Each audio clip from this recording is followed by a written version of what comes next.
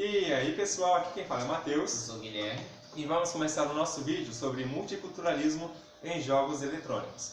Primeiramente, vou dar uma pequena introdução sobre o que é o multiculturalismo.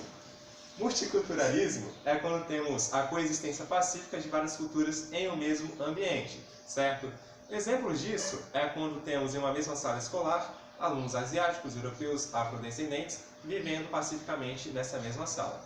Um outro exemplo disso também seria a coexistência pacífica de várias religiões, quando temos respeito a outras religiões, certo? E nos jogos também existem exemplos de multiculturalismo que a gente vai desenvolver nesse vídeo, mais pra frente. Primeiramente agora eu vou dar uma pequena introdução sobre como começou os jogos, né? Acredita-se que os jogos eletrônicos começaram por volta do ano de 1950, mas devido à falta de arquivos é difícil determinar o ano certinho, mas aproximadamente por volta de 1950. Em 1958, lançado o jogo Tennis para 2, Tennis for Two para o Atari, que era um videogame da época. Acredita-se que esse jogo ele foi um dos pioneiros para desenvolver essa cultura de jogos, certo? Hoje em dia, os jogos eletrônicos têm um grande peso na sociedade. Os jogos eletrônicos, a empresa de jogos já ultrapassou a empresa de cinemas, né? Já é uma empresa até mais bilionária do que a empresa de cinemas. E hoje, os jogos eletrônicos é uma das melhores maneiras para os jovens de hoje em dia se divertir. Como dito anteriormente, também existe multiculturalidade em jogos. Um dos grandes exemplos disso é no jogo de luta Street Fighter, onde existem vários lutadores de culturas diferentes, de regiões diferentes do mundo. No nosso caso, existe um personagem chamado Blanka, que representa o Brasil. Esse jogo foi lançado em 1991, então as pessoas da época eles tinham uma certa visão de alguns locais do mundo. E isso se aplicava ao Blanka, o personagem, onde ele era um brutamonte que vivia no mato. E as várias habilidades, não só a aparência dele, também ressalta a características brasileiras. Desde que seja, sei lá, do mato, da Amazônia, a outras regiões de um rio, sei lá, essas coisas.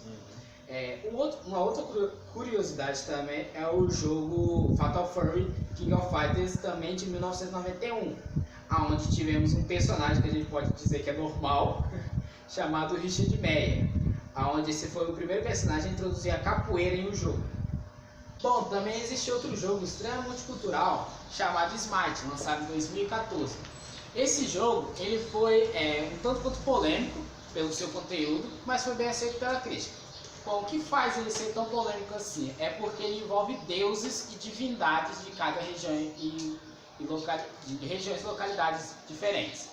Bom, existe nele Zeus e Ares, existe também Odin e Thor, Shaka e Kukulkan, representantes de divindades maias. Existe também Son Wukong e Daji, representantes da cultura chinesa. Ganesha e Kali, representantes hinduístas. e o Anubis e o Ra, representantes do Egito. Mas sem dúvida alguma, League of Legends é um dos jogos mais multiculturais que existem hoje em dia. A sua multiculturalidade vai desde sua história à sua gameplay dentro do jogo, certo?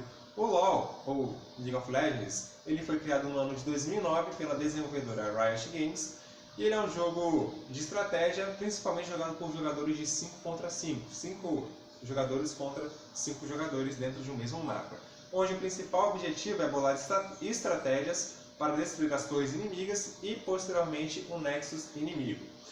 O LoL é dito como um jogo multicultural, pois ele cria sua própria cultura dentro do seu próprio jogo, certo? Ele cria sua própria cultura baseadas em outras culturas já existentes. Em sua história, LoL se passa no mundo de Runeterra, certo? Onde nesse mundo existem vários locais, várias regiões diferentes. Dentro dessas regiões, várias culturas diferentes, que vai desde os desertos de Shurima aos oceanos e mares de Águas de Sentina, que são dois locais bem distintos que você tem dentro do League of Legends. Um vídeo que mostra muito bem essas regiões, essas culturas diferentes, é o vídeo feito pela sua própria desenvolvedora Riot Games, chamado A Escalada, que vai estar passando para vocês agora.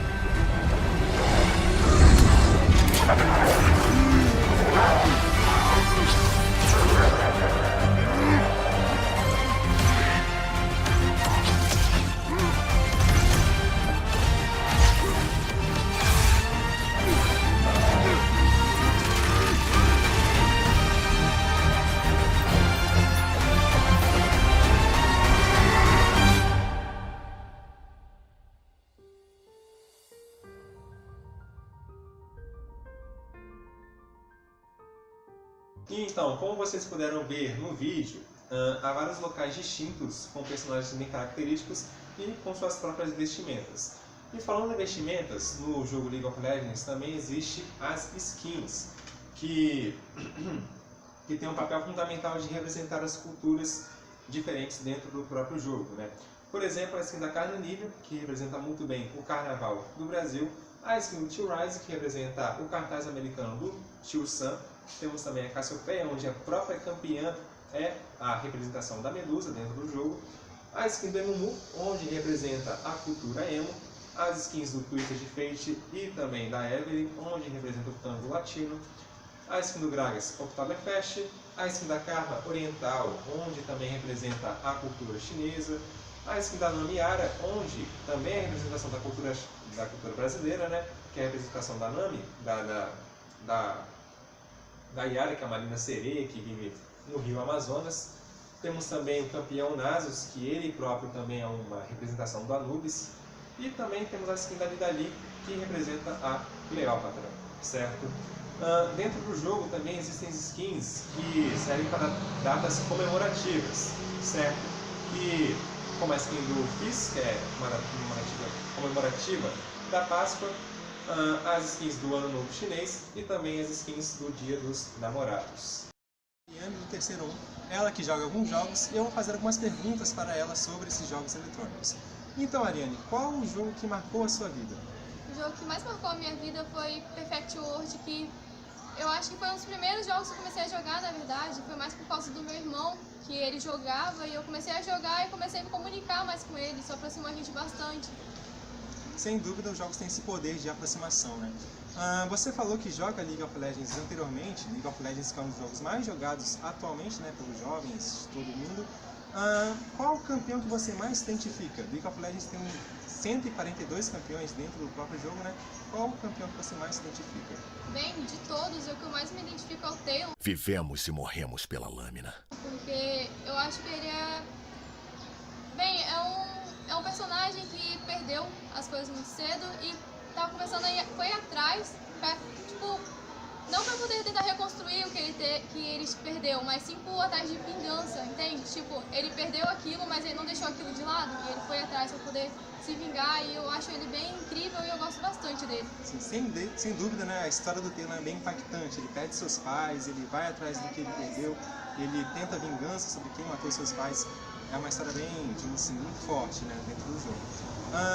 League of Legends tem várias regiões dentro do seu próprio jogo. Tem a região de Noxus, que tem, por exemplo, uma cultura mais violenta. Tem a região de Demacia, que é como se fosse um governo mais, digamos assim, mais democrático, né? Temos várias regiões. Qual dessas regiões, Zaun, Piltover, que você mais se identifica? Se você fosse para morar, qual dessas você escolheria? Bem, eu gosto muito de Shurima, mas se eu fosse morar mesmo, eu iria pra Noxus. Noxus? Por que Noxus? Porque eu acho que... Bem, olha, eu gosto de Shurima pelos personagens e tudo mais, local, mas só que Noxus eu acho que seria o único local onde eu iria conseguir ficar lá e não me entediar o suficiente para poder ir embora para outro local. Noxus é uma região bem violenta, né? Bem violenta. Bem violenta. Seria incrível ficar lá. Incrível. Então encerramos aqui com a Ariane. Muito obrigado, Ariane. Foi um prazer. Digo mesmo.